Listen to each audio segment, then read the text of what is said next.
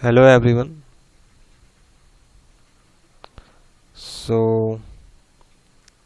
जैसा कि हम जानते हैं, अभी हम लोग हमारा फंक्शन चल रहा है। ओके। सो प्रीवियस मेरा हमारा 4 लेक्चर हो चुके हैं। सो प्रीवियस आप लास्ट 4 लेक्चर अगर नहीं देखे हैं तो पहले आप उन्हें देख के इस वीडियो को फिर कंटिन्यू कीजिए। ओके। सो 3 जो हमारा सेशन हुए हैं वो कुछ बेसिक्स हुए हैं, और पिछला सेशन हमारा फंक्शन का इंट्रोडक्शन हुआ था, डेफिनेशन वगैरह, हम लोग फंक्शन क्या होता है वो समझे थे। ओके। नाउ आज हम लोग क्या देखेंगे, चलिए देखते हैं आप लोग का।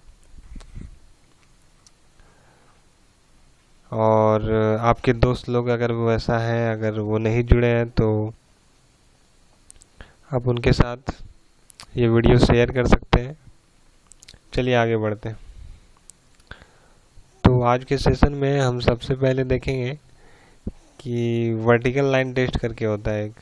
एक टेस्ट होता है जिसका नाम है वर्टिकल लाइन टेस्ट। ये टेस्ट बहुत इजी है एंड बहुत अगर कोई भी हमारे पास ग्राफ दिया हुआ है, कोई भी हमारे पास तो उसको हम जान सकते हैं कि वो फंक्शन है कि नहीं, है ना। एक सिंपली एक लाइन से हम लोग जान सकते हैं कि वो फंक्शन है कि नहीं। एक वर्टिकल लाइन ड्रॉ करके ही हम लोग जान सकते हैं कि वो सिर्फ रिलेशन है या फिर फंक्शन भी है। तो इससे हम लोग रिलेशन और फंक्शन के बीच में एक पहचान भी कर सकते हैं। मतलब कि अगर हमारे पास कोई ग्राफ दिया हुआ है तो हम ये पता कर सकते हैं वो सिर्फ रिलेशन है या फिर फंक्शन भी है। ओके। सो वो कैसे करेंगे देखते हैं हम लोग। जैसे कि हमारे पास कोई भी ग्राफ होगा,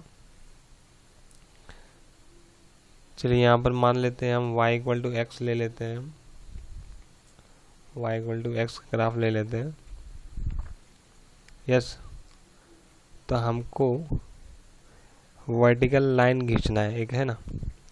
वर्टिकल लाइन खींचना है तो हम लोग देखेंगे कि यहाँ पर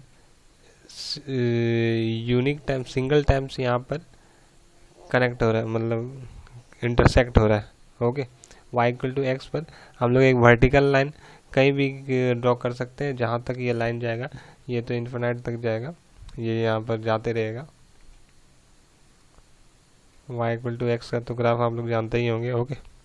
सो यहाँ पर एक ही सिंगल टाइम से ये इंटरसेक्ट करना चाहिए। अगर कोई भी ग्राफ में अगर वो सिंगल टाइम इंटरसेक्ट करेगा तो ये हमारा फंक्शन हो जाएगा। यस। सो ये हमारा फंक्शन हो जाएगा। इसी तरह अगर मैं कोई ग्राफ ले लेता हूँ, जैसे कि अगर मैं ले लेता हूँ पाराबोला ग्राफ ले लेता हूँ, y² = x ले लेता हूँ, तो इसका ग्राफ कुछ ऐसे बनेगा। पता नहीं आप लोग पाराबोला पढ़े हैं कि नहीं। सो मैं आपको बता देता हूँ कि ये एक पाराबोला का इक्वेशन है जिसका ग्राफ कुछ ऐसे बनता है। This is y', this is y, this is x' and this is x। Okay. So इसका ग्राफ कुछ ऐसे बनता है। तो अगर मैं इसको वर्टिकल लाइन इसमें ड्रॉ करूं सो ये कुछ इस तरह बनेगा। ओके। सो यहाँ पर देखिए, यहाँ पर इस पॉइंट पे इंटरसेक्ट कर रहा है एंड इस पॉइंट पे इंटरसेक्ट कर रहा है, तो यहाँ पर 2 पॉइंट इंटरसेक्ट कर रहा है। ओके। सो हम लोग को होना क्या चाहिए, फंक्शन को होने के लिए यूनिक पॉइंट पे इंटरसेक्ट करना चाहिए। लेकिन यहाँ पर अगर वर्टिकल लाइन ड्रॉ करें तो यहाँ पर 2 पॉइंट पे इंटरसेक्ट कर रहा है, तो this is not a function, this is not a function. Okay. ये हमारा फंक्शन नहीं हो जाएगा। सो बहुत इजी कॉन्सेप्ट था वर्टिकल लाइन टेस्ट, है ना। सिर्फ एक लाइन खींच के देखना है, वर्टिकली एक लाइन खींच के देखना है। ऐसे बहुत सारे फंक्शन में आपको एग्जांपल दे सकता हूँ, लेकिन आप एक काम कीजिएगा, आप खुद से मतलब खुद से कोई भी ग्राफ उठाइएगा, उसे टेस्ट कीजिएगा। जितने भी आप ग्राफ जानते होंगे, अगर वो सर्किल हो, एलिप्स हो, है ना, स्ट्रेट लाइन तो होगा ही, स्ट्रेट लाइन क्यों नहीं होगा, वर्टिकल स्ट्रेट लाइन नहीं होगा। एंड तो वो आप देख सकते हैं ना। चलिए अब अगले कॉन्सेप्ट की तरफ आगे बढ़ते हैं। सो आगे हम लोग देख लेते हैं। कल मैं जिस तरह प्रीवियस वीडियो में आप लोग देखे होंगे कि मैं वहाँ डोमेन कोडोमेन टर्म का यूज़ कर रहा था बहुत। सो क्या हम लोग देखने वाले हैं, डोमेन कोडोमेन एंड रेंज। सो कल आप लोग नोटिस किए होंगे कि मैंने एक जगह डोमेन एंड कोडोमेन ये जो दो टर्म है इसका मैंने यूज़ किया था। रेंज तो मैंने प्रीवियस वीडियो में कभी नहीं बोला है शायद, बट डोमेन एंड कोडोमेन का यूज़ किया था। तो आज हम लोग तीनों देखेंगे, है ना। तीनों लगभग एक ही कैटेगरी के लोग हैं, है ना। तीनों डिफरेंट है। क्या डिफरेंस है वो, तीनों को क्या क्या डिफरेंस है वो हम आज इस अभी जानने वाले हैं।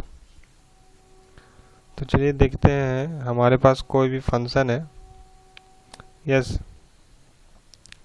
F from A to B, okay, means हमारा this is A and this is B, okay. हमारा कोई भी फंक्शन है from A to B and यहाँ पर कुछ एलिमेंट होंगे,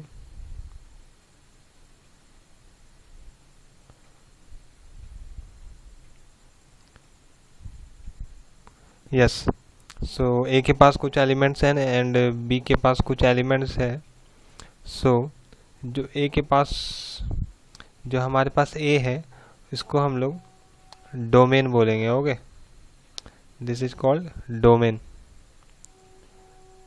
अब डोमेन में डोमेन किसको बोलेंगे, तो ये जो पूरा सेट ए होगा ना हमारा, सेट के ए के पास जितने भी एलिमेंट्स होंगे, ये तो मैं एक नोटेशन के तौर पर दिखा दिया। सेट में तो डिफरेंट एलिमेंट्स होते हैं, सेम एलिमेंट्स नहीं होते हैं।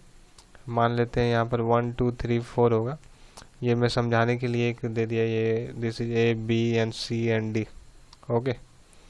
सो जितने भी एलिमेंट्स होंगे, जो सेट ए होगा 1 2 3 4, this is called domain of function F, yes. और हमारा जो सेट होगा, सेट बी होगा, वो हमारा हो जाएगा A B C and D and this is called codomain of F,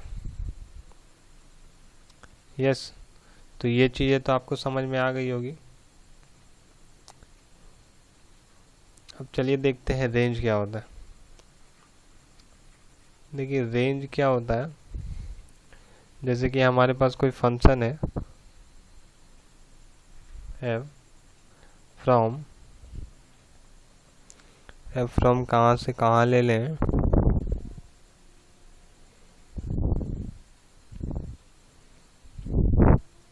मैं एक काम करता हूँ, F from R to R ले लेता हूँ, such that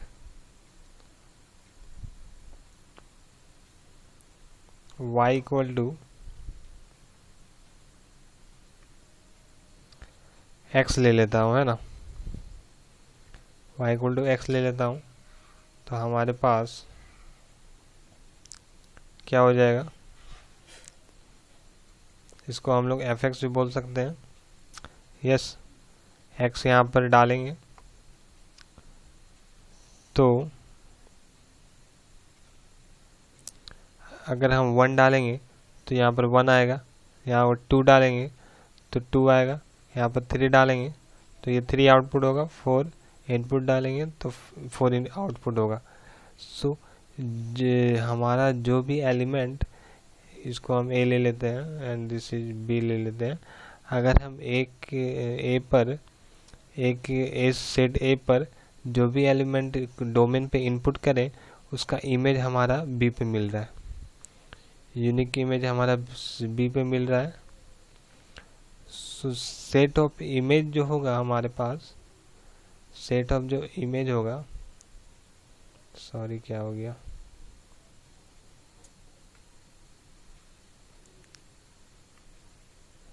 wait a minute, set of image जो हमारा होगा 1 2 3 4, ये हमारा रेंज हो जाएगा। ओके, अब चलिए हमारे पास this is A B C D and this is का एंड खा, गा एंड घा।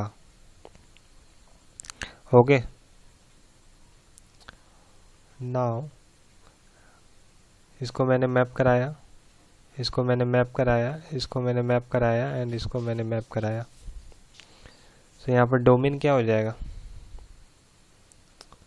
डोमेन ऑफ एफ क्या हो जाएगा, ए बी सी डी, है ना, क्योंकि यहाँ पर इसको मैं ए ले लेता हूँ, इसको बी ले लेता हूँ, सेट बी ले लेता हूँ।